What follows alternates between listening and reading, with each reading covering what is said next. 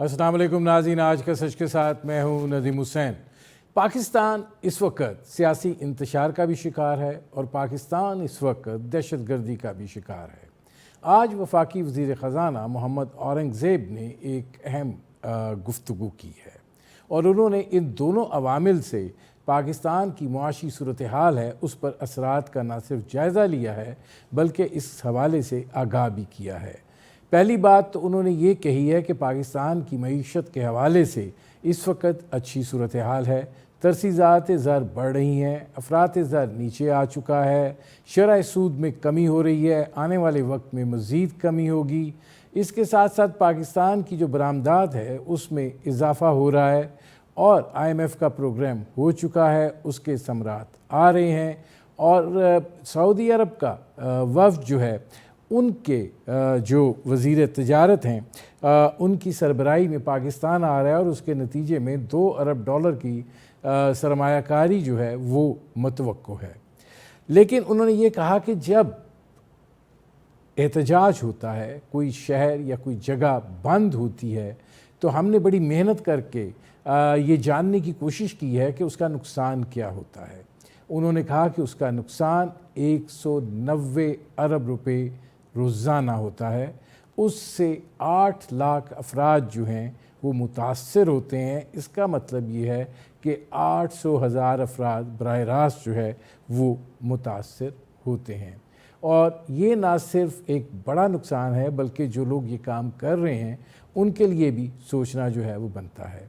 फिर उन्होंने दहशत गर्दी का हवाला दिया और उसके बाद उन्होंने ये बात कही कि कराची में जो धमाका हुआ है और उसके नतीजे में जो चीनी इंजीनियर्स जो हैं वो हलाक हुए हैं, ये वो लोग थे जिनके साथ वो और वज़ीर तवानाई अवैस लगारी जो हैं IPPs के लिए मुज़ाकरात कर रहे थे। ये IPP वो वाहिद IPP थी जिसने आगे बढ़ने का फ़ैसला किया था, जिसने हमारे साथ ताउन करने की बात की थी और इसने ये बात कही थी कि हम चाहते हैं कि आपके साथ चलें और आइंदा आगे भी चलें।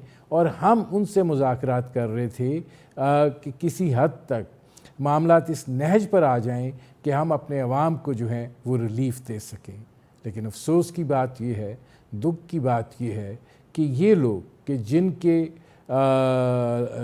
एक टीम पहले से यहाँ पर मौजूद है उनको जो है दहशत गर्दी का निशाना बनाया गया और उनकी जो है इस दहशत गर्दी में उनके 2 इंजीनियर्स की हलाकत हुई और एक जो है वो ज़ख्मी हुआ। इसके असरात पाकिस्तान की मईशत पर पड़ते हैं और ये जो कुछ हो रहा है इसकी कीमत मुआशी सूरत हाल को अदा करना पड़ती है और फिर उसके असरात और उसके मुज़मरात जो हैं वो आम आदमी पर जो है वो पड़ते हैं। लेकिन एक सवाल ये भी है कि आज पाकिस्तान का जो कर्ज़ा है वो तकरीबन पाकिस्तान की बुलंद तरीन सतह पर है, 70,000 अरब से तजावुज़ कर चुका है। और जब आप ये बात कहते हैं कि मुआशी इस्तेकाम आ रहा है और उसके नतीजे में हमें कर्ज़ों का हसूल आसान हो गया है, तो कर्ज़ों के हसूल को मुआशी इस्तेकाम से जोड़ना ये कौन सी मंतिक है, ये कौन सी काबिल फ़ख्र बात है। असल चीज़ ये है कि आपकी अपनी मईशत इस तरीके से परफॉर्म करे कि आप पर कर्ज़ों का बोझ जो है वो कम हो, दबाव कम हो, आपको कर्ज़े ना लेने पड़ें, आपके पास एक ऐसी फ़िस्कल स्पेस मुयस्सर आ जाए कि आप आवाम के लिए कुछ कर सकें। ये वो सूरत हाल है जिस पर करेंगे बात, क्योंकि आगे सऊदी अरब का डेलीगेशन भी आ रहा है, फिर SCO कॉन्फ्रेंस है, अभी मलेशिया के वज़ीर आज़म गए हैं वापस, तिजारत के हवाले से उनसे भी काफ़ी बातचीत जो है वो हुई है। तो इन सारी चीज़ों पर बात करेंगे। हमारे साथ मौजूद हैं ज़ुबैर मोतीवाला, चेयरमैन हैं ट्रेड डेवलपमेंट अथॉरिटी पाकिस्तान के। ज़ुबैर साहब, पहले तो ज़रा इस बात पे आइए कि ये जो सियासी इंतशार और दहशत गर्दी, ये 2 अवामिल ऐसे हैं जो ज़हर कातिल होते हैं मईशत के लिए। हमारी जो मुआशी सूरत हाल है कितना असरअंदाज हो रहा है ये तमाम तर सूरत हाल? सबसे पहले तो एक बात मैं कहूँगा कि जो हमारे चाइनीज जिनका इंतकाल हो गया और जो एक जख्मी है, मैं पूरी तरह से कंडेम करता हूँ उस एक्ट ऑफ टेररिज्म को। ये जो लोग हैं ये पाकिस्तान के दोस्त नहीं है, पाकिस्तान के बड़े बदतरीन दुश्मन हैं। हम उनको जितने अल्फाज में उनको कंडेम करें कम है। इसमें कोई शक नहीं कि पॉलिटिकल इंतशार हो या मुआशी इंतशार, दोनों जो है ना एक तरह से जहर कातिल हैं किसी भी मुल्क के लिए, किसी भी मुल्क की मईशत के लिए। ये दोनों चीजें जो है ना चल नहीं सकती अगर मुल्क तरक्की करनी है तो। ये मुल्क 240 मिलियन लोगों का मुल्क है और यहाँ जो है ना इन चीजों के लिए कोई जगह नहीं होनी चाहिए। हम अगर उसको पूरे तरीके से देखते हैं कि जो ये मामला हुआ, जो ये वाकया हुआ, ये अगर इसको देखें तो इसके अंदर और कोई चीज नजर नहीं आती सिवाय इसके कि पाकिस्तान जो इकोनॉमिक प्रॉस्पेरिटी की तरफ जा रहा था, इकोनॉमिक प्रॉस्पेरिटी आ रही थी। आप इसको देखें कि हमारा इंटरेस्ट रेट कम हुआ है, जैसे वजीर खजाना की बातें आपने जो सारी बताई, सारी बातें ठीक हैं, और सिवाय उसके कि कर्ज कम नहीं हो रहा, उसको कम होना चाहिए, वो भी आपकी बात ठीक है। उन सारे बैरोमीटर्स को देखते हैं, स्टॉक एक्सचेंज हाईएस्ट परफॉर्म कर रहा है। फिर आप देखें एक्सपोर्ट्स जो है बढ़ रही हैं, बतदरीज बढ़ रही हैं। फूड और फूड एलाइड में फूड सिक्योरिटी दुनिया में है, इसलिए थोड़ी सी ज्यादा बढ़ रही है। लेकिन जो है ना बाकी सारी चीजें हैं, और डेलीगेशन आ रहे हैं, मलेशिया के डेलीगेशन आया, मैंने भी एक जो ना उनके साथ कॉपरेशन एग्रीमेंट साइन किया, जिसके तहत मार्ट रेट जो हमारा काउंटर पार्ट है टीडैप का, वो और मैंने उसको वहां साइन किया दोनों प्राइम मिनिस्टर्स के पास सामने, और उसको हम इंशाल्लाह ताला आगे तक ले जाने का अहद भी किया हमने। और हमारी जो मीटिंग्स हुई उसके अंदर भी काफी सैर हासिल गुफ्तगू भी हुई। और उसके अंदर मैं समझता हूँ कि हमको, अगर आप देखें तो मलेशिया के साथ ही हलाल ट्रेड में हमको बहुत फायदा हो सकता है। इसके बाद पाम ऑयल की हमने बात की है, जो एक्सट्रैक्शन वहां करके जो ऑयल आता है वो फ्रूट आ जाए और एक्सट्रैक्शन जो मिले हैं जॉइंट वेंचर में यहाँ लगे। इसी तरह की बहुत सारे मामला जेरे गुफ्तगू आए, और हम दोनों साइडों ने जो है ना, मैं समझता हूँ कि हम दोनों ने बड़े इसके ऊपर जो है ना हमने कुछ फैसले किए हैं, कुछ फैसले करने हैं, और जो है ना इसकी इसी तरह से वफूद का इसमें तबादला है। इसमें ज़ुबैर मोतीवाला साहब, ज़रा अगर थोड़ा सा इस बारे में आप आगाह कर सकें, फिर आगे ज़रा सऊदी अरब पे भी जाते हैं कि जो मलेशिया के वज़ीर आज़म के दौरे में हलाल मीट, और इसके अलावा जैसे आपने ये बताया कि वहाँ से पाम ऑयल की जगह फ्रूट आ जाए और यहाँ जॉइंट वेंचर में फैक्ट्रियाँ लग जाएं, ज़ाहिर है इससे पाकिस्तान की मईशत पर बहुत मुस्बत असरात होंगे। लेकिन इसके अलावा क्या मलेशिया के साथ और चीज़ें जो तय हुई हैं? देखिए, मलेशिया के साथ तय ये हुआ कि हम इकोनॉमिक के अंदर, जैसे अभी जो है ना हमारा कोई 30 मिलियन 25 मिलियन का मीट जा रहा है, उसको हम 200 मिलियन पे ले जाएंगे। दोनों प्राइम मिनिस्टर्स ने इसको इंडोर्स किया, Anwar Ibrahim prime minister of Malaysia ने, कि हम इसको 200 मिलियन पे ले जाएंगे। ये चंक तय हुआ। दूसरा, राइस की इंपोर्ट के ऊपर भी काफी पेशरफ्त हुई है, उसके अंदर भी जो है ना हमें फायदा मिलेगा। इसके अलावा ये जो मैंने आपको दो बातें बताई ये हुई। इसके अलावा जो सबसे बड़ी बात जो हुई है वो ये है कि एक दूसरे को हमने इकोनॉमिकली सपोर्ट करना है। ये बहुत बड़ा प्लेज होता है किसी भी प्राइम मिनिस्टर लेवल पे जब आप करते हैं, कि जहां हमारी एक्सपर्टीज है वो हम आपकी मदद करेंगे, जहां उनकी एक्सपर्टीज है वो हमारी मदद करेंगे। मिसाल। ज़ुबैर मोतीवाला साहब, मुझे ब्रेक लेना पड़ रहा है। नाज़रीन, हमारी गुफ्तगू जारी है, वक्त हुआ है एक मुख्तसर से कमर्शियल ब्रेक का। मिलते हैं इस वक्फे के। वेलकम बैक नाज़रीन, मेरी आज की मेहमान शख्सियत ज़ुबैर मोतीवाला, चेयरमैन है trade development authority of Pakistan के। हम पाकिस्तान के मुस्तकबिल के तजारती स्कोप के हवाले और जो वफूद आ रहे हैं उसके क्या असरात होंगे उस पर बात कर रहे हैं। अब इसमें ज़ुबैर मोतीवाला साहब ये फरमाइएगा कि सऊदी अरब का जो वफ़द आ रहा है उसकी बड़ी बात हो रही है, और ज़ाहिर है उसके ऊपर एक होमवर्क भी जो है वो किया जा रहा है, और वफूद आ जा रहे हैं। तो ये जो अब एक बड़ा वफ़द पहुंच रहा है, 2 अरब डॉलर की सरमायाकारी की बात हो रही है, इसमें क्या एवेन्यूज़ जो हैं वो होंगे? देखिए, सऊदी डेलीगेशन इससे पहले भी आया था, और अभी इन्वेस्टमेंट मिनिस्टर की सरबराही में कल शाम को वो पहुंच रहे हैं। और कल शाम को पहुंचने के बाद उनकी पहली meeting chief of army staff से है। इसके बाद सुबह से हमारे साथ मीटिंग है, और इसके बाद रात को शाम को B2B है, फिर प्राइम मिनिस्टर के साथ उनकी मीटिंग भी है और खाना भी है। ये तो उनका स्केड्यूल है जो कल से शुरू होगा, परसों सुबह से हमारे लिए शुरू होगा। उसके अंदर मैं समझता हूँ कि जो इस वक्त डेलीगेशन आ रहा है, वो पहला जो डेलीगेशन आएगा उसी के फॉलो अप के अंदर ये डेलीगेशन आया। तो जो ना हम ये समझते हैं कि इंशाल्लाह ताला सऊदीज के साथ जो मामला है, ये मामला जो है इकोनॉमिक अपलिफ्ट के लिए जो सऊदी अरब हमारी मदद करना चाहता है और इन्वेस्टमेंट के जरिए करना चाहता है, मुझे कभी उम्मीद है कि इंशाल्लाह अगले आने वाले 2 दिनों में आप अच्छी खबरें सुनेंगे सऊदी और पाकिस्तान की कोऑपरेशन के लिहाज से।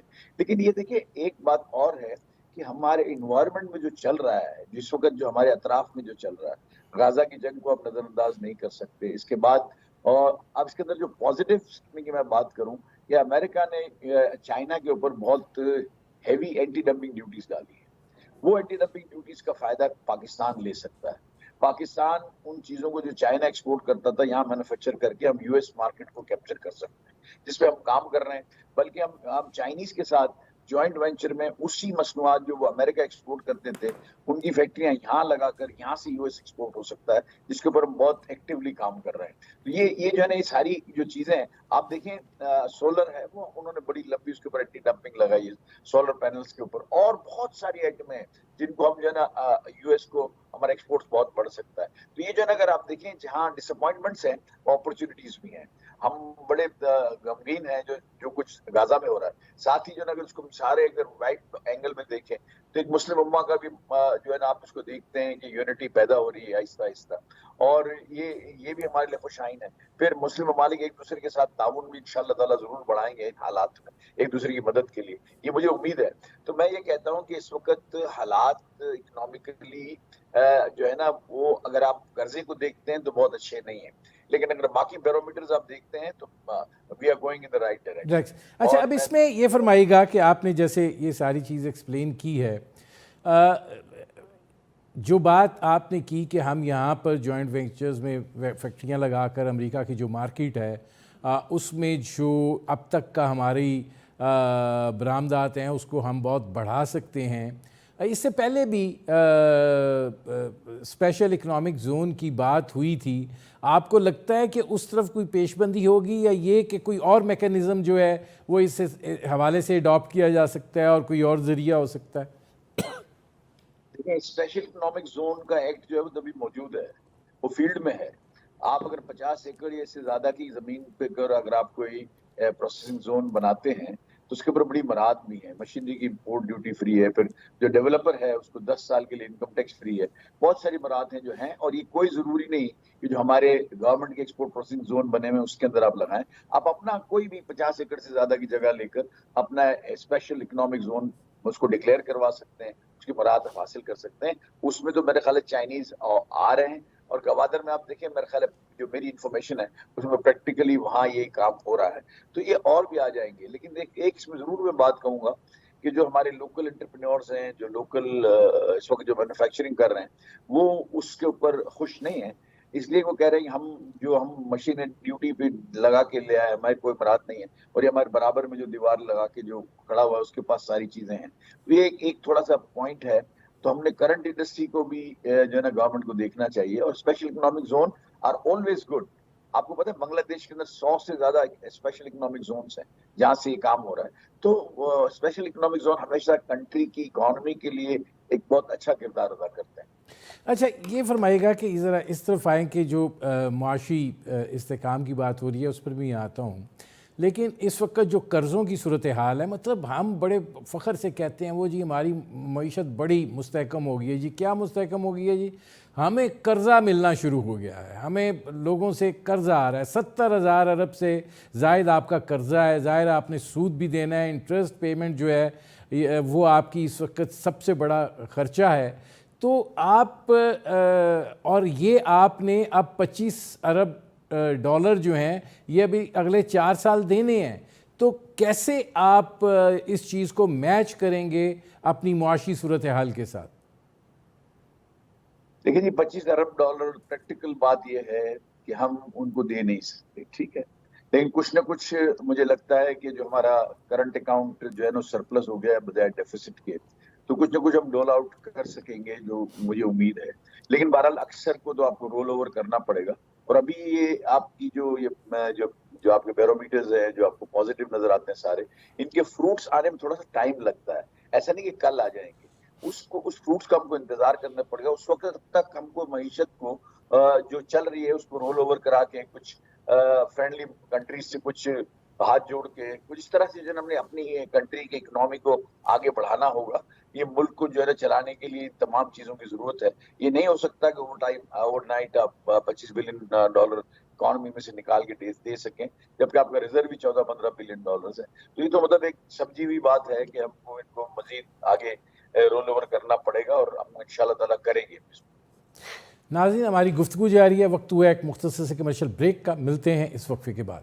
अच्छा, इसमें ज़ुबैर मोतीवाला साहब ये फरमाइएगा कि ये बात बड़े उससे कही जाती है कि जनाब 38% जो अफरात ज़र था हम 6.9% पर ले आए हैं। मतलब गुजारिश ये है कि महंगाई जो है वो जब 38% की शरह से बढ़ रही थी और वो जिस मुकाम पर पहुंच चुकी थी, अब वो तो उसी मुकाम पर है। हाँ, बढ़ने की शरह जो है वो 38% से कम होके 6.9% पर आ गई है।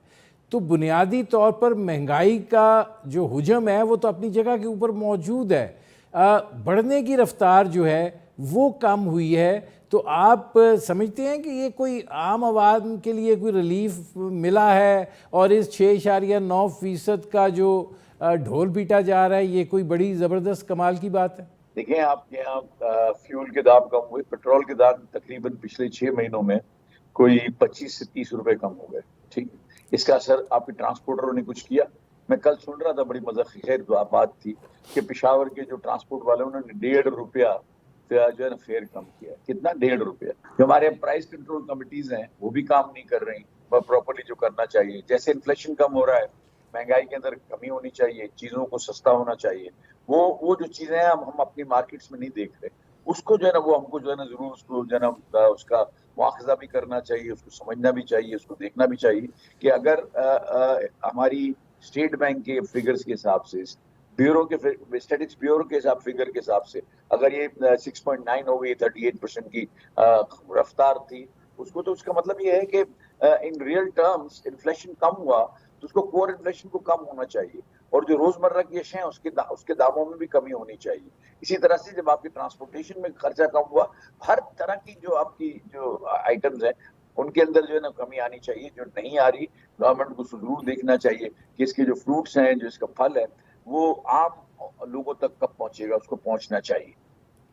अच्छा, ये फरमाइएगा कि 2-3 सेक्टर ऐसे हैं जहाँ पे एक बड़ा मनफी रुझान आया हुआ है, जैसे रियल स्टेट सेक्टर है, इंडस्ट्री की आप बात कर रहे हैं कि उसका पहिया चल पड़ा है, लेकिन जो एग्रीकल्चर है या ये है उस जानिब एक सफोकेशन महसूस की जा रही है।